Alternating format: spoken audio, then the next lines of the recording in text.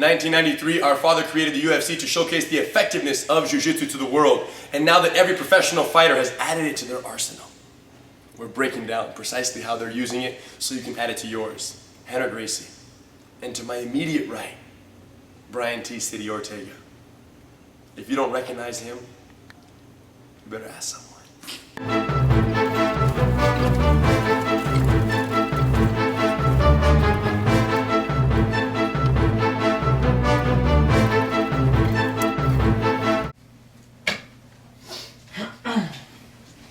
What the f? Fucking asshole. Oh shit! What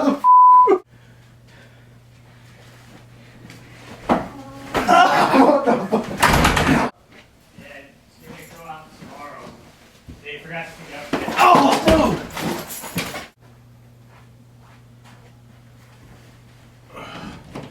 Hey, what the f? Who was that?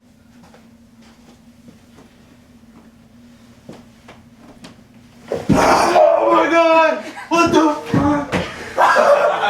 Oh my god!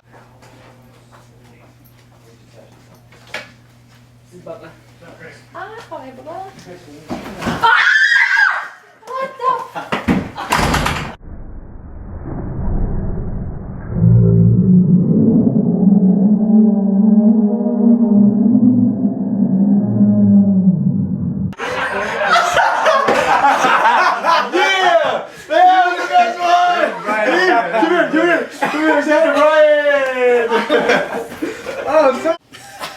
Bubba Gracie, man. You guys recognize this guy.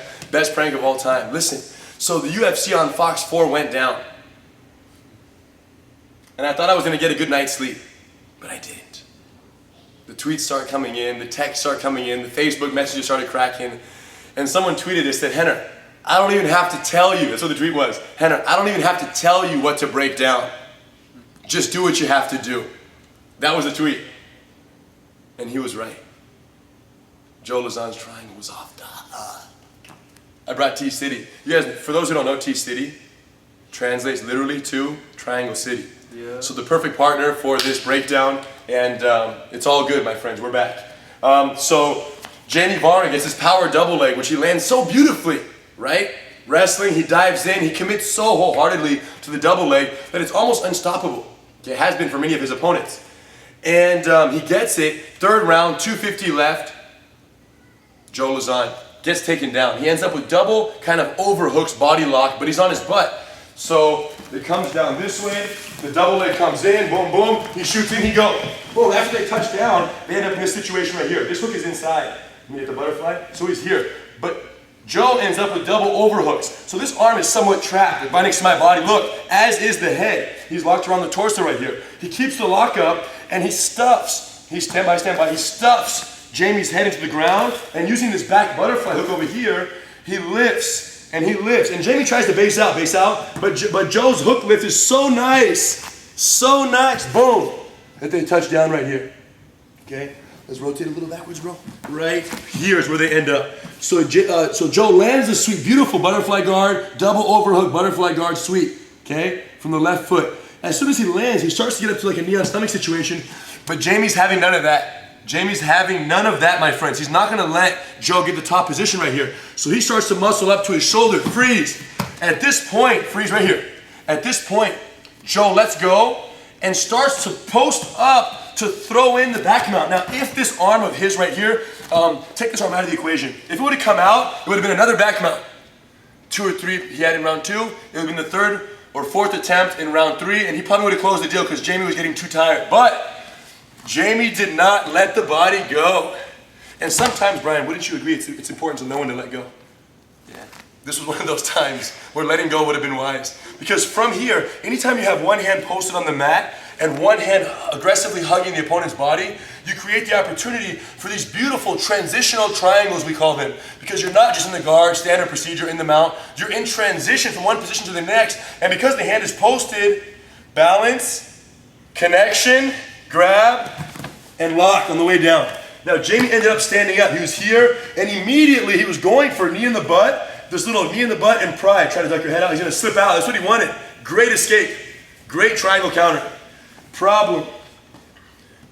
Joe Lauzon has done that class before. So he stood up, started to bring the knee in the butt right here. Rotate all the way around so they can see what's cracking over here. So he's trying to break, walk this way a little bit. You guys like my shoulder walk, right? Yeah. Lesson number 74. So stand up.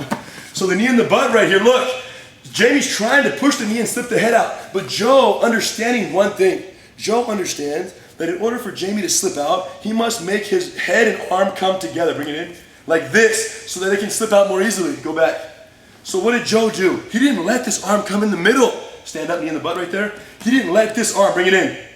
There's no way. So he's keeping these two units somewhat open, therefore preventing them from coming together, preventing the possibility of the slip.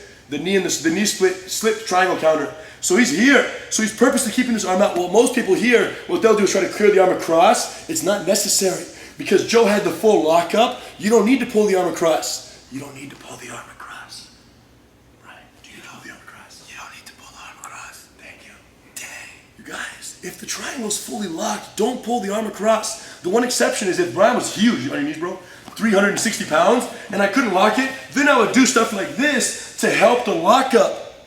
Not because it's necessary for the choke, but to help the full lockup. But because Joe has such long legs and Jamie's his same weight class, the pull across wasn't necessary. So they end up here, he gets it, he starts going for the elbows, boom, Anderson Silva style, Travis Lutter, UFC 60 something, boom, boom. Then he comes back down to his knees, he couldn't take the elbows anymore, and then look, he went for the modified squeeze here, where you come around both knees, you lock your hands together, and you pinch your elbows to enhance the thigh squeeze down low. So you go, and your heels, I'm squeezing my calves down and together. The benefit of this versus this is it keeps his hands more out of the equation. If I go here, it's okay, but there's punches, there's hand stacking, there's different things they can do to mess you up. But if I go here, go punch, there's nothing to hit, and there's nothing to stack with because it's so congested.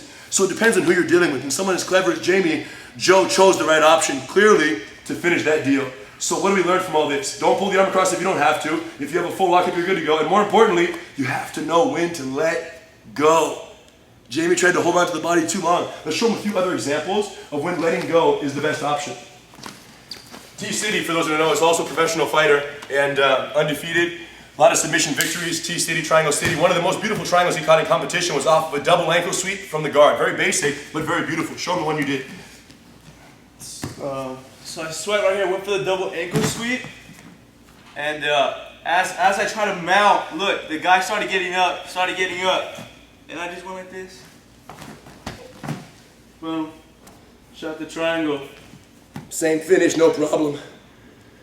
What's the moral of the story? Why did that one work? Similar idea. I was posting and I was pushing, so I wasn't letting the sweep take effect. I was trying to resist, and one time one hand is down, that's the equivalent of in a triangle, one arm being in, one arm being out.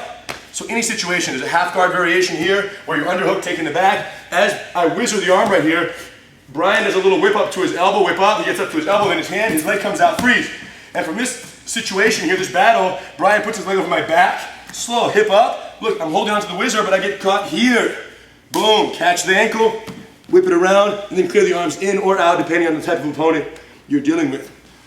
So, you know, we've seen a lot of triangles in the UFC. But not a lot of these triangles. This is high level. Joe Lauzon's triangle was very high level simply because the window of opportunity for him to catch it was like 1 second. And even that 1 second for him to register that, yo, there's the triangle, there's no conscious thought going on there. Joe Lauzon has trained this so much that his body knew nothing else. Then when going against an aggressive wrestler who will not take no as an answer, who's only going to power themselves on top of the fight, one arm in, one arm out, guess what? You finagle yourself around that. Dang! He had a T-City moment. He had a T-City moment. Yeah. You guys, that was so beautiful. We had to do it. And it's early, Sunday morning. Look at Brian's face, still sleepy, you know what I'm saying? Didn't even wash his face this morning. But we're here doing the Gracie breakdown because it's so real. Now, some of them have been wondering, where have been the Gracie breakdowns? It's been a couple months since we've had one. You guys, let me tell you this. Know this.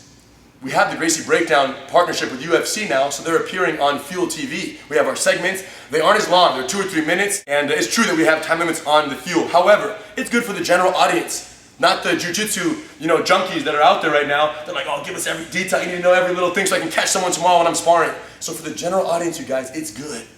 This is better, but that's good. Hey guys, day by day, one day we'll get there. The idea is to have a full Gracie breakdown show where we show breakdowns. We travel around the world, whole breakdowns, eventually.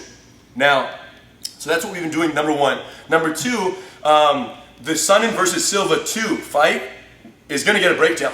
We have a special surprise for you for that breakdown. So we cannot reveal it, but the surprise has yet to come to fruition. But we have it in the works for you, so calm down, okay? And number three, we've been busy on the most ridiculous breakdown, video capturing, and educational video mission in the history of the Gracie family. We've broken down fights for the last 65, 70 years. Hiro and I have broken down from Elio versus Kimura, Elio versus Kato, Hickson versus Zulu, Hoist versus Jason DeLucia, pre-UFC, Gracie challenge matches, Hickson on the beach, all the old school Gracie fights, and a lot of MMA classics that are not happening now, but have happened and had to get broken down. We broke them down. They're called bonus breakdowns. These bonus breakdowns are all available through Gracie University, and a new one comes up every week. It took us some time to get that up and running. It's now available at gracieuniversity.com. Okay? It's amazing. New videos every. In addition to all the breakdowns, sparring videos where we spar. Me and T-City, we have a bunch of sparring videos, flying triangles left and right with this kid. Me and Hiron sparring with students, one hand tied, two hands tied, 2 versus 1. Me versus 2, same time, trying to survive against these guys and play. So live sparring, but the best part is we narrate every sparring video.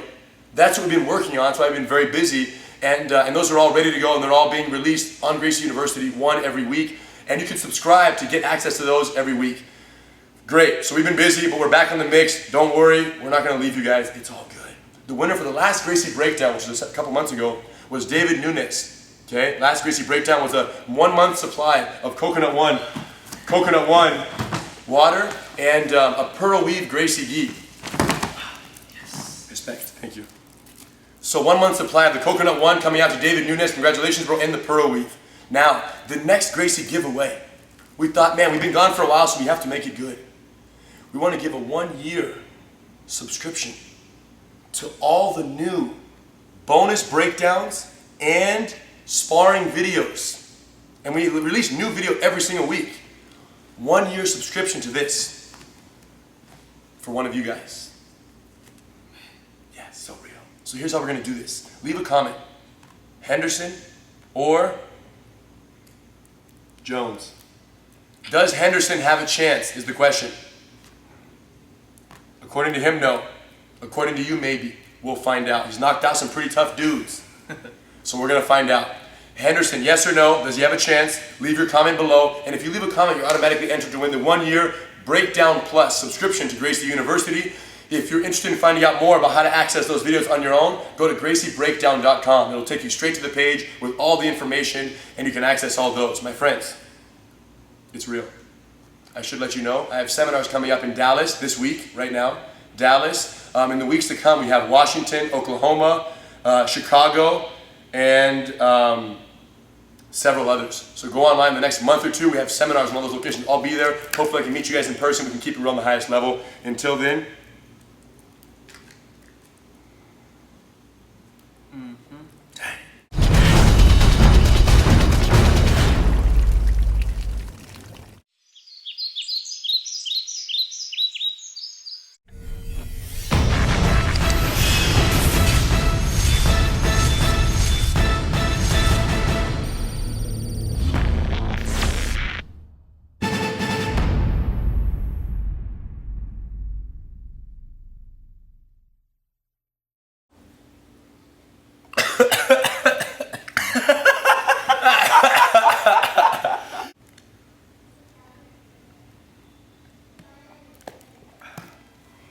eat, sleep, jiu-jitsu, drink, repeat.